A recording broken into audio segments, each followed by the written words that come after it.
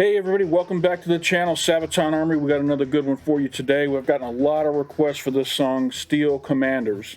The first couple of people who requested it were Andre Daath and Volchik Max. Those are the two names that I wrote down when they first came through. All the rest of the names, you got to be first to request or you won't get your name shouted out there. Today we're going to be checking out the official music video by Sabaton of Steel Commanders.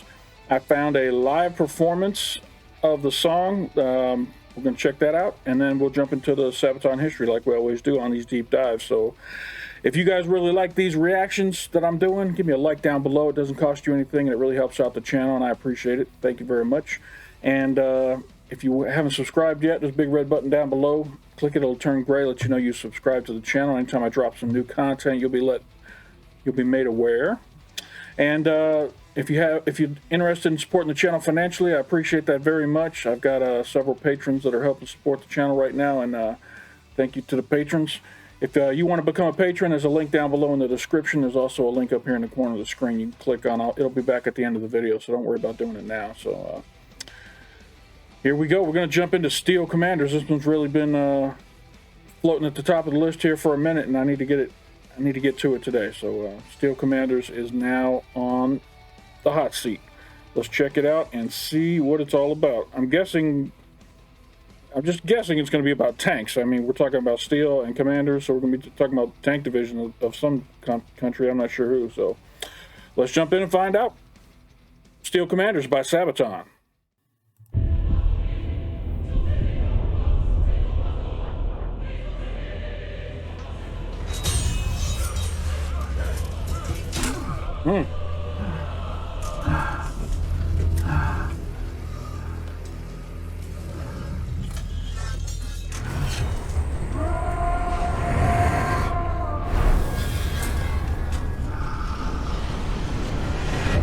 Wow.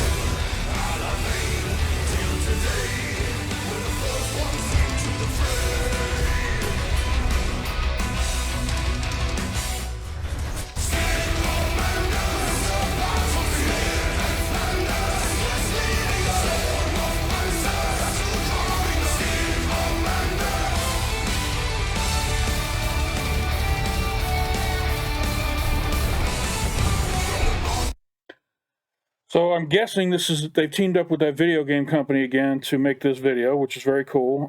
It's probably a promotion for a tank-driven video game, which is cool. I've played a lot of tank-driven video games in the past. That's always fun. I also noticed the cellist is back from the live performance that we reacted to a while back. I don't know her name. I'm sorry. I'm sure you guys will let me know in the comments. But it's cool that they've allowed her to be in part of the music video as part of the group here, unless Sabaton has brought her in full time. I don't know anything about that as of yet. I'm sure you guys will let me know. But high quality video. I like the hook on this song so far, and it's pretty good. I'm liking it. Oh, let me see if are there subtitles. Okay, I'm gonna keep the subs on just in case I Can't make out something.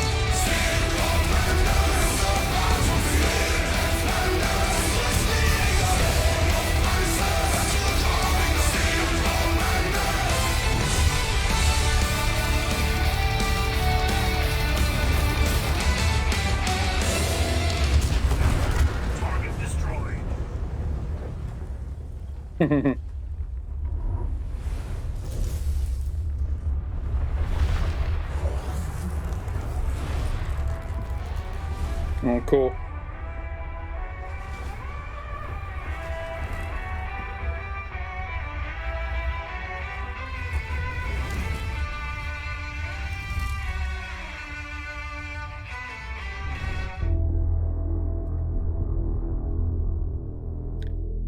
Looks like they had a lot of fun shooting that video. I think it was cool at the end. They put in video games, sometimes if you reach a certain achievement, you can put new skins on your soldier, or in this case on your tank. And it looked like they had a Sabaton skin for this particular tank. I wonder if that's available in the actual game that they worked with with the game creators. That's cool. Let's go ahead and check out this Steel Commander's live performance. This was actually a dual performance with Carlos Rex, and I think Moscow was on there too, but we're just going to check out the Steel Commanders part of it for this video. Couldn't find a better quality live performance. I guess they just started performing this live last year in August, it looks like. So this was the best one I could find on the internet that looked entertaining. So this is what we're going to do. We're going to jump into this live performance of Steel Commanders.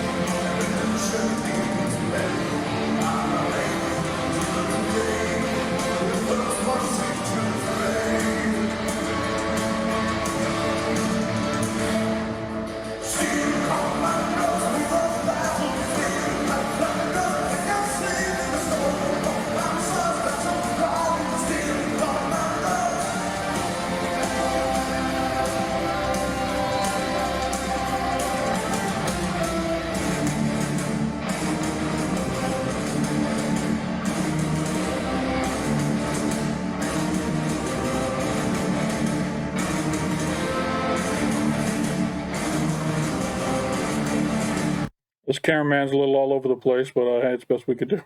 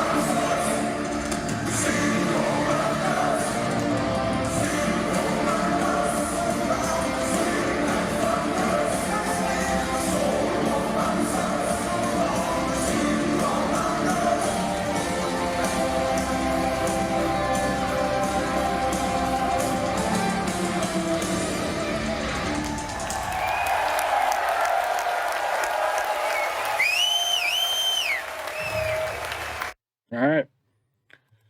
All right. And that leads us over to the Sabaton History.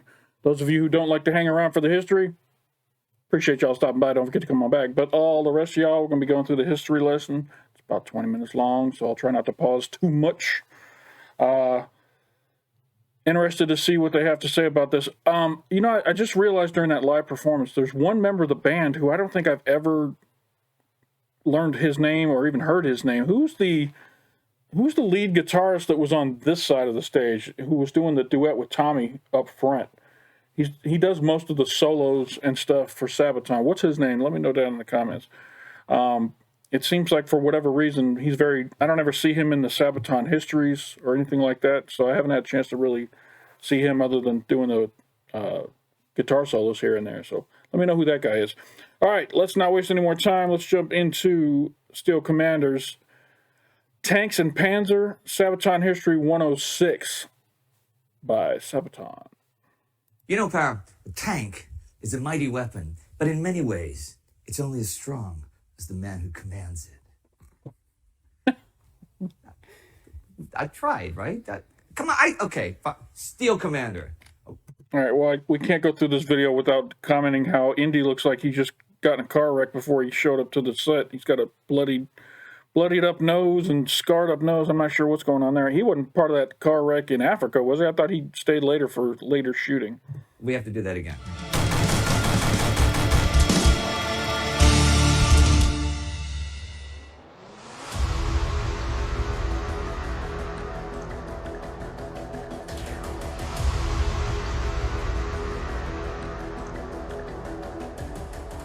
Amiens, August 8, 1918, the Black Day of the German Army. 530 British tanks were secretly assembled on a 13-mile front and unleashed without the usual preliminary artillery barrage. Surprise was total. A wave of heavy armor, almost impenetrable to bullets and grenades, broke into the German lines, achieving major breakthroughs for the first time in years. Heavy casualties and an overall panic routed the powerless German infantry. What would follow was blow after blow of armored fists, heralding the beginning of the end of the Great War. Less than 2 years after the tank's combat debut at Flers-Courcelette during the Battle of the Somme, the technological leap was immense. Back in 1916, the early Mark I tanks were pretty restricted in their effectiveness. They were too few in numbers, too dispersed, and plagued by technical issues. Nonetheless, what had been achieved by just months of planning and engineering, the gathering of armor plates, naval guns, tractor tracks, engines, and transmission systems, was nothing short of the weapon that would change warfare for the coming century. At Amiens, the British Tank Corps was freshly equipped with the new Mark Vs, a new benchmark in tank design. Still comparatively slow, and with a short operating range of movement, yet with a more powerful engine and an epicyclic gear steering system that allowed for just one driver, and more sophistication helped eliminate the hellish conditions inside the tanks and ensure the overall survivability of its crews. Just 3 weeks before Amiens, the French had staged their own large-scale tank offensive. More than 400 French Schneider, Charmont, and Renault tanks had been sent into action. The light but agile Renault FT tank was yet another influential design. It was the first tank with its armament mounted inside a rotating armored turret. The driver was situated at the front of the hull, the engine compartment was separated from the rest of the crew, and the track was on sprockets at the rear. Outfitted with a short-barreled 37mm cannon, it could fire the whole range of ammunition from armor-piercing shells to canister shot and high-explosive rounds. Both the Mark V and the Renault FT would set the standard for modern tanks. Winston Churchill called them the chariots of war, instruments of modern science and precision.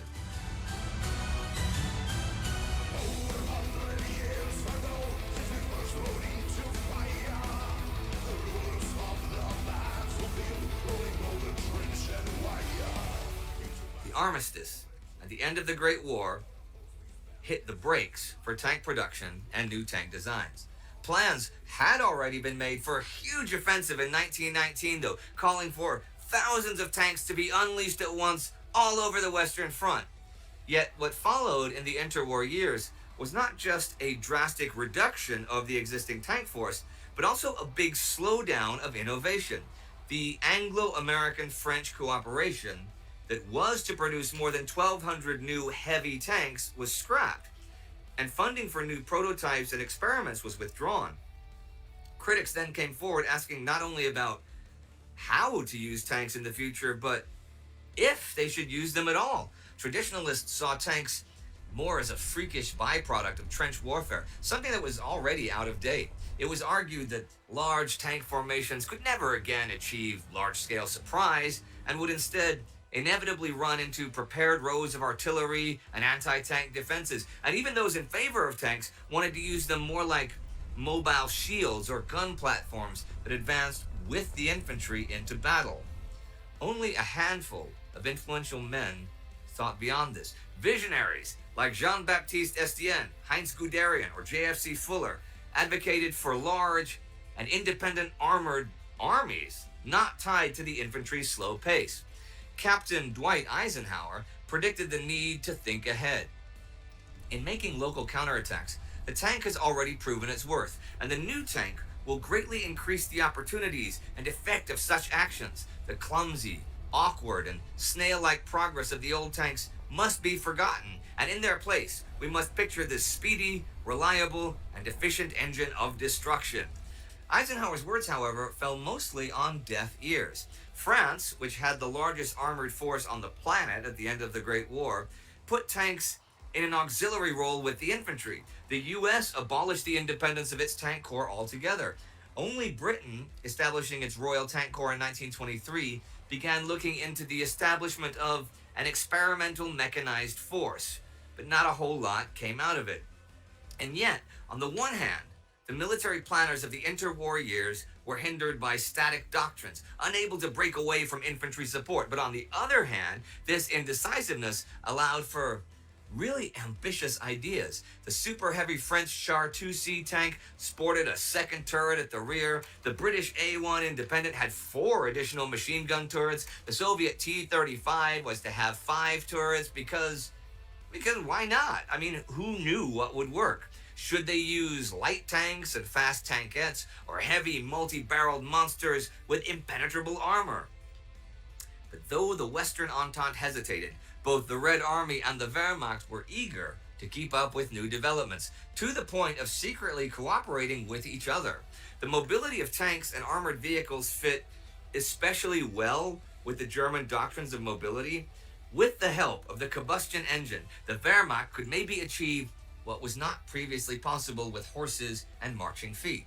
By the 1930s, tanks had become more maneuverable and controllable, with higher engine power and the increasing use of radio. This made the military experts surrounding Guderian think beyond simply using them as battering rams. Their speed would assure their surprise, and through surprise, they would achieve victory. The layman, when thinking of a tank attack, tends to envisage the steel monsters of Cambrai and Amiens. He thinks of vast wire entanglements being crushed like so much straw. He remembers how the tanks crashed through dugouts, smashing machine guns to splinters between their weight. He recalls the terror that they inspired as they plowed through the battlefield, flames darting from their exhaust pipes, and how this tank terror was described as the cause of our collapse on the 8th of August. Such steamroller tactics are one, though not the most important, of the things tanks can do. I never thought about using a tank as like a battering ram or a crushing device. I've always thought of tanks as being firing from a distance while being protected by armor. But this is the first time I've ever really thought of them being used to actually use the body of the tank as, a weapon of sorts to crush over, machine gun nests or trenches and that kind of stuff.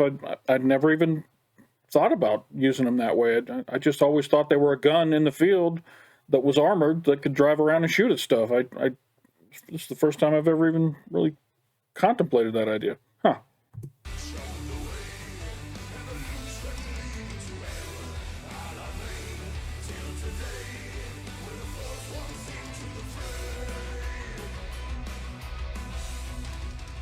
The German advance into Poland in September 1939 was spearheaded by over 2,600 tanks. This large number of mostly light tanks, in close support with dive bombers and artillery, swarmed in rapid and well-coordinated maneuvers through the Polish lines, creating chaos and confusion in the rear. When the Wehrmacht turned west, they concentrated their panzer divisions into even larger panzer groups and panzer corps. Tanks crossed the Ardennes and the Meuse in record time, outmaneuvering the in many ways superior French Char B-1 and Saumur tanks in an armored rush that became feared as blitzkrieg. When the Wehrmacht's mighty panzer armies eventually turned eastwards again in 1941 into the Soviet Union, they initially enjoyed tremendous success. It was still pretty much the same force that had been fielded against France, and it caught the Red Army by surprise, outmaneuvering and encircling millions of troops. The Soviet Union's tank force had been caught in transition, right? See, when the Red Army had fought Finland over the winter of 1939 and 40, the Winter War, their thousands of tanks failed to secure victory against an opponent who basically had none. A large portion of their T-26 and T-28s were destroyed by effective Finnish anti-tank tactics. With the German Panzer Corps wreaking havoc in the west, Joseph Stalin wanted the Red Army to be equipped with an equally large tank force. But this decision came too late. However, to the Wehrmacht's surprise, they encountered a bunch of superior tanks. The Soviet T-34 was an excellent, if crude, tank at the time. The heavy KV-1 was immune to nearly all German anti-tank guns, as was the KV-2 with its 152mm howitzer. In 1942, a new phase of tank warfare began. The first half of the Second World War was fought by tanks that had mainly already been built, with some upgrades and improvements, okay. But by now, all nations went back to the drawing board, putting the bitter experience of what worked and what didn't work into new designs. Questions once more revolved around the three key components of tank design: armor, mobility, and firepower. They had to consider barrel length, recoil and sighting systems, loading speed, as well as shell and fuel carrying capacity. Should they carry more high explosive or more armor piercing shells? Use gasoline or diesel? numbers or quality. With the U.S. entering the war, its industrial might was brought in. The new M4 Sherman tanks appeared just in time for the Second Battle of El-Alamein. With its 75mm short barrel gun, the versatile tank made a difference over the hot sands of North Africa. The British as well, after losing the majority of their outdated Matilda tanks in the duels of the desert, introduced the Cromwell, the first all-purpose cruiser tank. All contributed to the eventual defeat of the German Afrika Korps. In the East, the age of Blitzkrieg had ended as well. The armored stalemate at Kursk in July 1943 proved that the Soviet Union had caught up in mass-producing their T-34. There, on the battlefield of Prokhorovka, where an elite SS Panzer Corps was engaged by hundreds of Soviet tanks and self-propelled guns, the German initiative was finally permanently broken.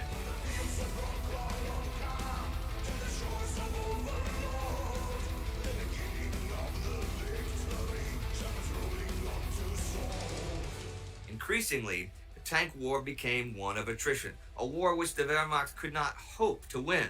Trying to stem the tide, they upgraded their arsenal as well. Their new Tiger and Panther tanks could fire powerful shells from high-performance barrels, penetrating thick armor over long distances. But despite the Tiger's excellent optics and armor, they were technically flawed, with unreliable transmissions and underpowered engines. And worst of all, they were expensive. A tank like the well-rounded but simplistic Russian T-34 could be produced en masse, and the American Sherman tank was cheaper by the dozen.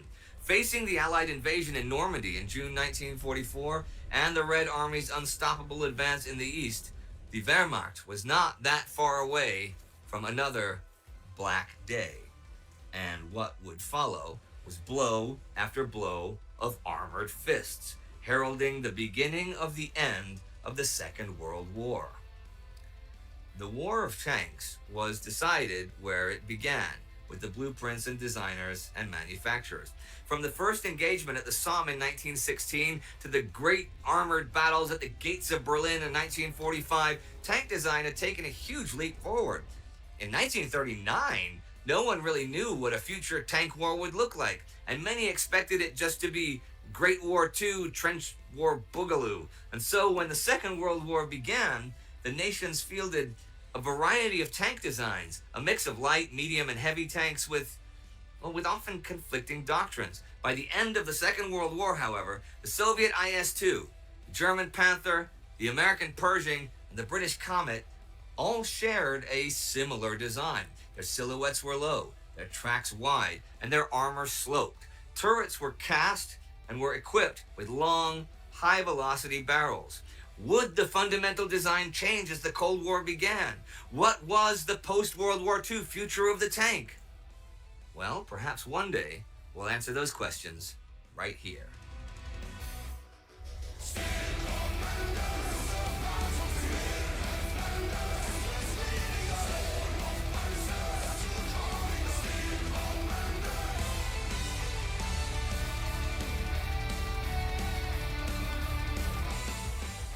So, Indy, Yeah. what happened to your nose? Yeah. Before we start anything else. Yeah, that's an interesting story. But you know what's even more interesting? You tell me, what happened to my nose, Per? What happened to my nose? All right. So we were out driving our tank, Aha. and we were driving very fast, Ooh. and then we were driving through a wall, Ah. and that was all fine. Oh, okay. And yeah. then we just parked the tank. Yeah. We climbed out. We were Okay. fine. I'm and- okay. Yeah, you were fine at Okay, this time. yeah. But then, just as we exit the tank, Yeah. yeah, and I walked this way, you walked that way. Okay. And that way there was you just walked straight into a tree. I walked into a tree. That's what happened to my nose. But you survived the tank I crash. crashed the tank. No, I was fine. Were you fine? I was completely fine all the time. I was completely fine all the time, and I was. Maybe I'm just that kind of guy that walks into. I walked into a tree, ladies and gentlemen. Now, Steel Commander, this song has a long story, right? Yeah, it's a very long story. The song has been in the creation for so long time. Actually, when we met some a long time ago. I don't remember which song we did, but we did a couple of episodes which we filmed in Minsk. Oh, okay. Yeah, that was March 2020. Yeah, Just when just Corona before started, the yeah. Corona started, and everything got a little bit complicated, so we couldn't film in Munich. Right. And I was in Minsk working on a secret song, The Steel Commanders. And you were working with the World of Tanks. Yes, Right? correct. So it's been in the secret work for a year and a half now. Wow. Until we're sitting here. Unfortunately, it was a long story, but it's maybe it's even better when it finally comes out and everybody can share it. It's not just, you know, a song and stuff. It's so much more to this, because there is a game called World of Tanks. Yeah. And these guys, we collaborated with them on a couple of things. People might remember the Bismarck, which is the same company, but not the World of Tanks. Right. But all in all, when we decided upon creating this, let's say, song together with them, it was not only as a music video this time, it was with a complete setup. There was a Sabaton tank called the Prima Victoria, and this one was released some years ago. Okay. It was really fun. Yeah. Now the technique is a little bit updated, Yeah. and now we are releasing a new tank in the game called Nice. the Spirit of War. The Spirit of War. Yeah, that's the new Sabaton tank, Okay. and inside of it is all the band members Animated. animated as crew members. Yeah. Oh, so cool.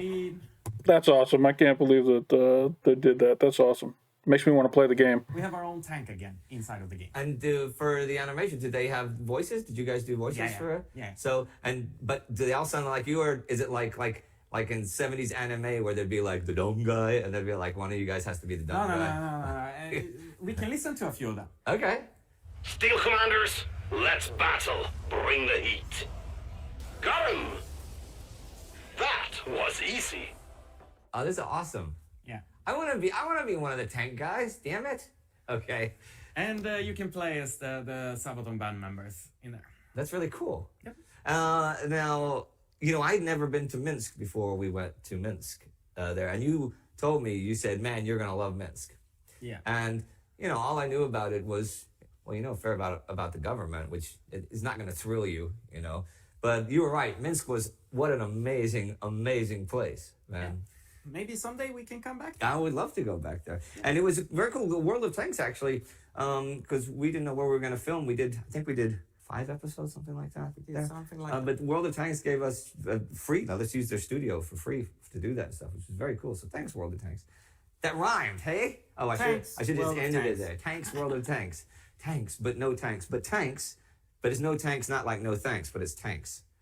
Do we have anything else to say Yeah, I think he took it a little too far. about Steel Commander? You gotta say it It's really just tough. all about tanks. That's what it is. Even if you're in conversation, when you get to the word Steel Commander, you have to say it like that. That's very important, because otherwise you don't. You see what I mean? You don't give it the emphasis. Oh, this is Jason, and this is Tony, and this is Steel Commander. And this is Rick, and they're gonna be swimming with us today. Swimming? Where did that come from? I don't know. Okay, well, take it away, Steel Commander, and we will see you next time. On the Sabaton History channel.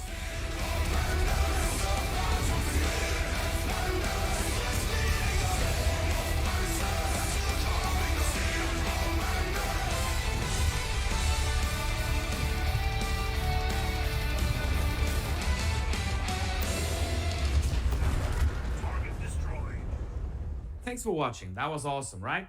So please subscribe to our channel and click that little bell so you get notifications the next time we release another episode of Sabaton History channel. All right. Awesome. Great song. I love the story behind it. I love that they're collaborating with the folks over at World of Tanks to do the music video. It's cool that they put them in the game and gave them their own special tank. I'm sure the band members really love that. They can now live on in infamy in the world of video games. That's cool.